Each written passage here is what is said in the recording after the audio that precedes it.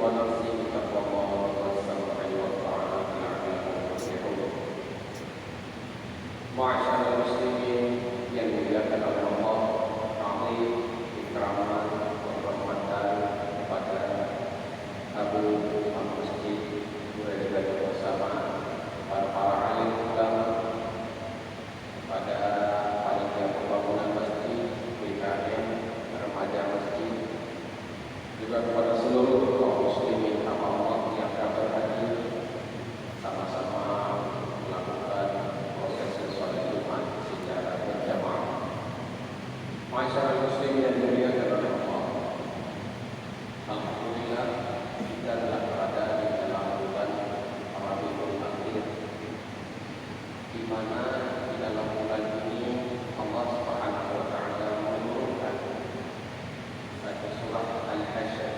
Di dalamnya berisi tentang kisah dan aturan pengusiran Bani Nadir, salah satu daripada suku Yahudi yang bertempat tinggal di Madinah Al-Munawwarah, di mana pengusiran mereka itu disebabkan beberapa sebab, dan penyebab-penyebabnya insyaallah akan menjadi topik pembicaraan dari Allah.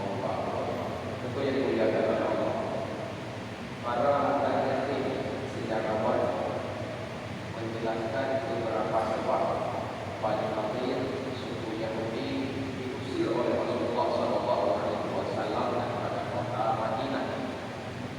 Yang pertama sekali adalah dikarenakan kebiasaan buruk, perilaku yang buruk daripada Bani Nadir itu sendiri.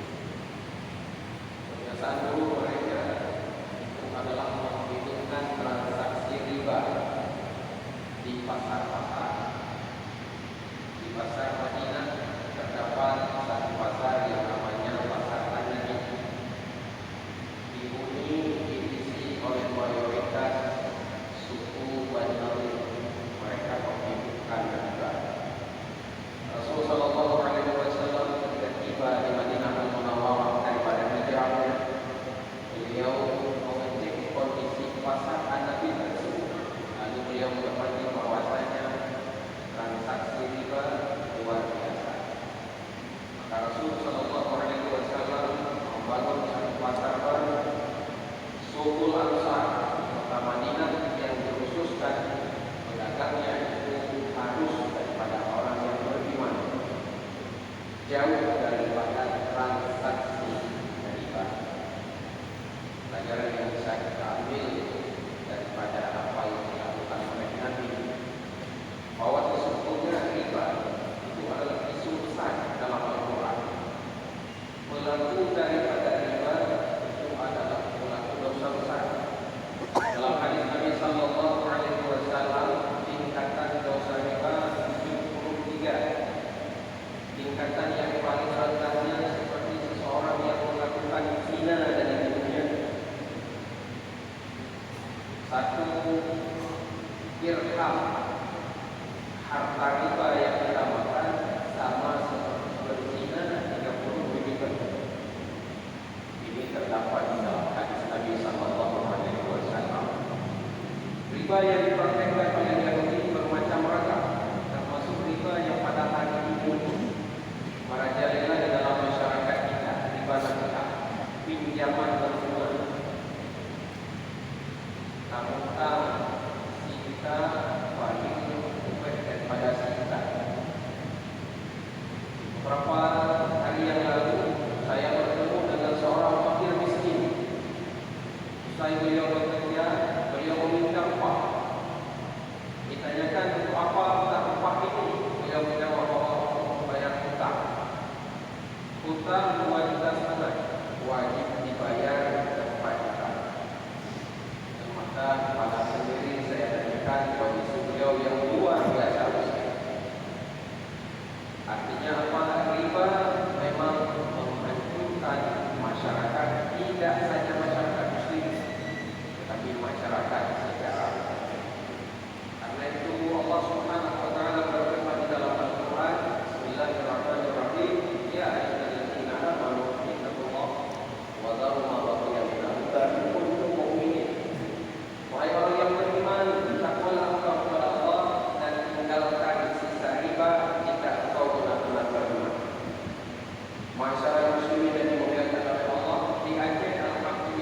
bank konvensional.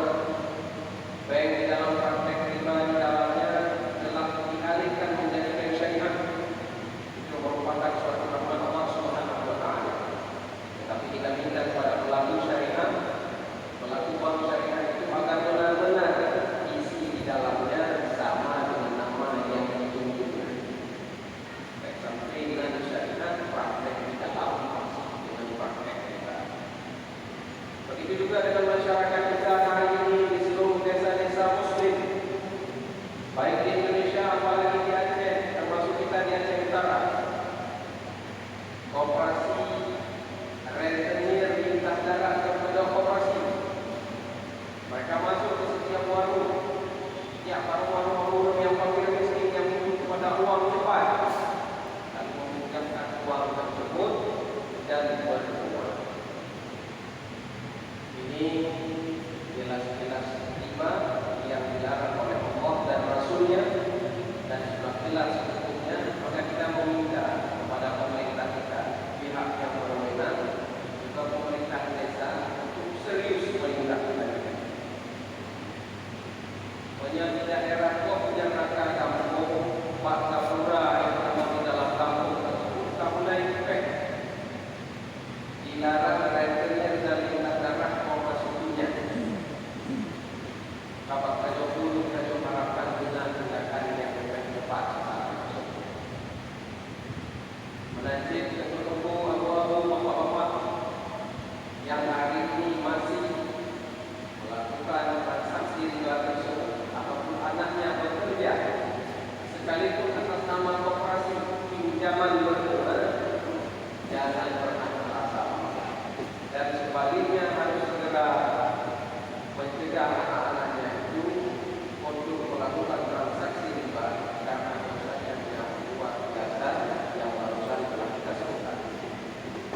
Yang kedua, sebab pengusiran daripada Bani Nadir oleh Nabi Sallallahu Alaihi Wasallam daripada kota Madinah, dikarenakan Bani Nadir ini menghidupkan praktek judi.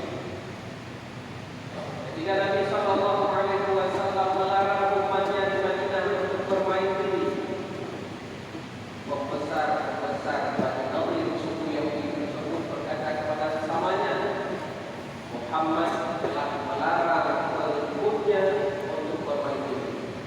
Ini bermakna kebangkrutan mereka. Yahudi merasa akan bangkrut karena mengapa? Rasul Sallallahu Alaihi Wasallam melarang perjudian.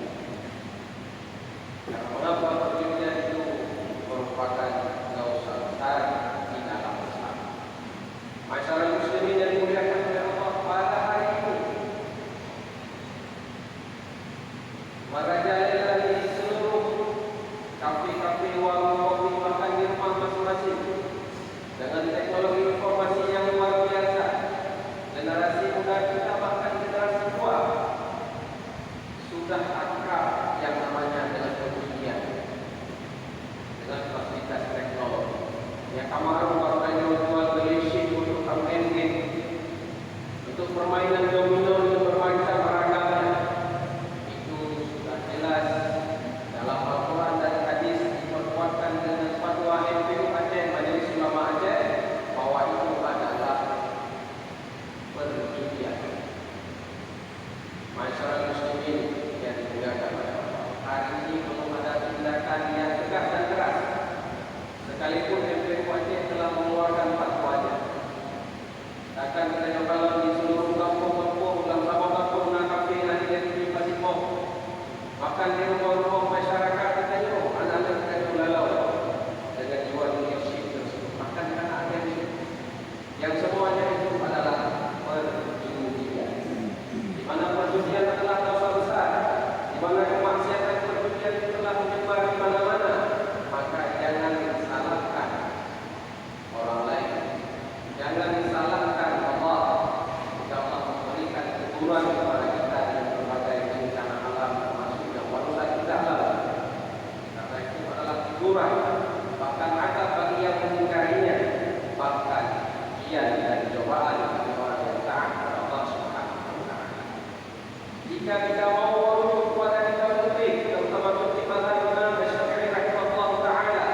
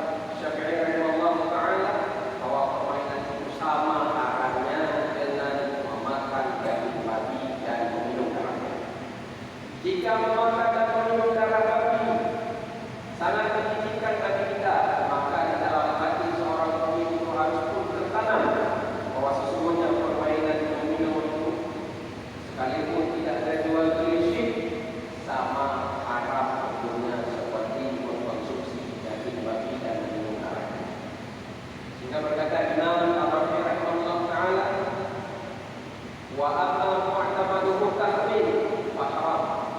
Satu permainan apabila unsur yang paling berdasar daripada dia itu adalah tebak-tebakan seperti permainan dadu. Tak contoh pada nanti hidup nomor sama haram, maka hukumnya itu adalah haram. Itu yang dimuliakan oleh Allah. Ada dalam berbagai mazhab yang lain pun lebih kuat daripada itu. Kita mazhab Syafi'i kita melihat dalam mazhab Syafi'i tidak ada khilaf bahwa yang namanya permainan tebak-tebakan seperti melempar dadu, wa yuqasu alaihi, dikiaskan kepadanya termasuk permainan domino maupun nyolong tendo, itu adalah hukumnya haram. Ana yang telah betul disirau. Kecuali yang dalam betul adalah permainan catur, itu pun makruh ibadah. Kenapa? Amma mu'tamaduhu tartibul fitri, makruh. Karena permainan itu telah lagi kita untuk memasang strategi dan taktik, maka hukumnya itu adalah makruh selama tidak meninggalkan kewajiban salat, selama tidak meninggalkan kewajiban kepada anak istri di rumah. Jika meninggalkannya maka hukumnya adalah haram. Selama tidak ada membuat kata-kata sumpah serapah, anak dan baru apa yang tertutup, yang kontrol, menjaga kebaruan untuk nikah itu hadir. Selama anak pakai terlalu, menjaga pakai terlalu, maka hukumnya adalah hadir. Itu adalah permainan catur sekali. Maka itu yang dimuliakan oleh Allah. Mari kita coba melek kembali, melek teks Quran, mengerti hukum fikih sehalus-halusnya bahwa sesungguhnya permainan domino sekalipun tidak ada unsur jual beli syirik, hukumnya adalah haram. Mereka pakai syirik tapi tak tahu syirik. Makanan buah-buahan makanan yang pertama hari beli, yang kedua hari main anaka, main tebak-tebakan.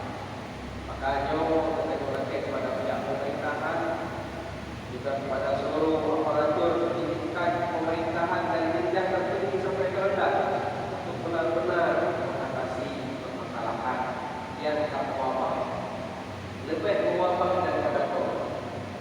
Karena maka jauh hakikatnya adalah ketika sebuah permainan haram dimainkan secara terang-terangan, maka sama dengan adanya secara terang-terangan pun siap-siap menunggu azab Allah Subhanahu wa taala yang berbentuk sebagai bentuk